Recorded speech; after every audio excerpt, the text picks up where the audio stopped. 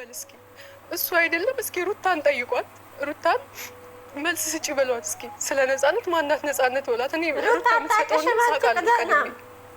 ሁሉም ሰዎች ያውቃሉ። አብርሃምን ጠይቁት መልስ ይስጥ ለዚህ ነገር። አላምንም ካላችሁ አብርሃምን መጠየቅ ትችላላችሁ።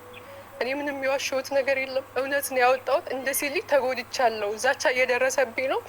ዩቲዩብ ላይ አይደለም ወጥቼ ሳልወጣ መጀመሪያ ሄሉ ጋር ስመጣ ራሱ ዛቻ እየደረሰብኝ ነው። ይህንን ነገር በምንም ማስቆም ስላልቻልኩኝ አስቁሙልኝ ነው እያልኩ ያለሁት። አሁንም ቢሆን አስቁሙልኝ። ዛሬም ምንም የቀነሰ ነገር የለም። ዛቻውን ማስፈራራቱም እየባሰብኝ እንጂ ምንም እየቀነሰ የመጣ ነገር የለም። ሰላም ጤና ይስጥልኝ። ውድና የተከበራችሁ የቻናሌ ቤተሰቦች እንዴት ናችሁ? ከኔ ጋር ሁሉ ሰላም፣ ሁሉ መልካም ነው። በያላችሁበት ሰላማችሁ ብዝት ትበልልኝ እያልኩ እንግዲህ ዛሬም በሌላ ቪዲዮ ከች ብያለሁ ማለት ነው።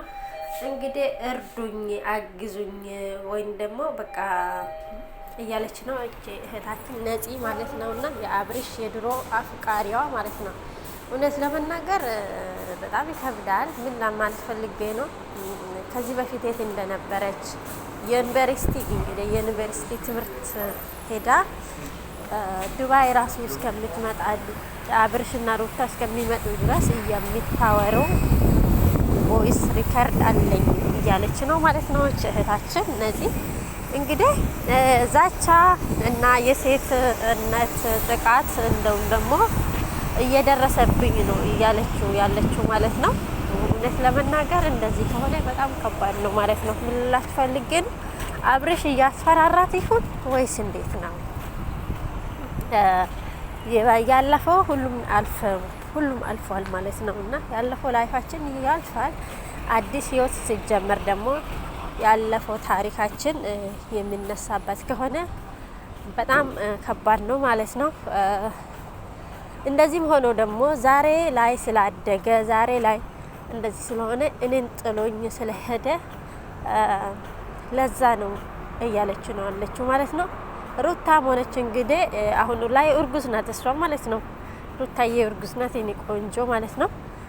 ስትሬስ ውስጥ እንዳትገቢ፣ ዲፕሬሽን ውስጥ እንዳትገቢ ልሻለሁ እኔ በዚህ አጋጣሚ ማለት ነው። ሩታ መነጫነጭ አለ፣ ብዙ ነገሮች አሉት ማለት ነው። በእርግጥ እንደምታስቡት አይደለም የሰው ልጅ ብዙ በተለይ ደግሞ ሴቶች ስታረግዙ የሆነ የሚለዋወጥ ምናምን ባህሪ ይኖራል ማለት ነው። እንግዲህ እኔ እዚህ ጋር ፈታዘናይ ጠግራራ ላይ ሆኜ ቪዲዮ ዝም ብዬ እየሰራሁላችሁ ነበረ ማለት ነው። ከዛ ግን ድምጽም ስለማይሰማ በጣም ጫጭታ ስለሆነ አሁንም ደግሞ የሆነ ተልኬ ማለት ነው ተልኬ ሱቅ እየሄድኩ ነው። ስለዚህ አበረታቱኝ፣ ሰብስክራይብ አድርጉኝ። እንዴ በዓል አምጡልኝ ለኔ ምስቲ እንደዚህ እስቲ የድሮ ፍቅረኛ ብዬ ራሱ እኔ የሚጠራ አንድ ሰው ይጥፋ፣ እውነት አንድ ሰው ይጥፋ። ስለዚህ ላይክ፣ ሼር፣ ሰብስክራይብ ማድረጋችሁን አትርሱ